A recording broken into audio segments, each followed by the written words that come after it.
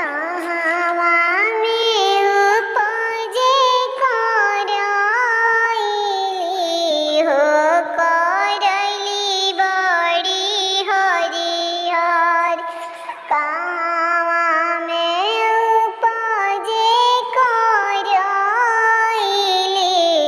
हो करैली बड़ी हरिहर। काना को के जनमे दुलारी दिया हो दिया बड़ी सुंदर।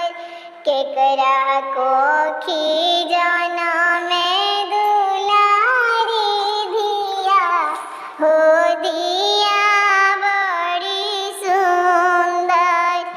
कहवा में उपजे करैली हो करैली बड़ी हरिहर। कहवा में जनमे दुलारी दिया हो दिया बड़ी सुंदर। कुरा खेते उपजे करैली हो करैली बड़ी हरिहर।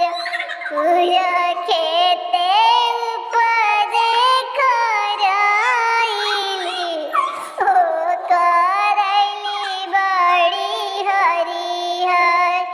आमा को खी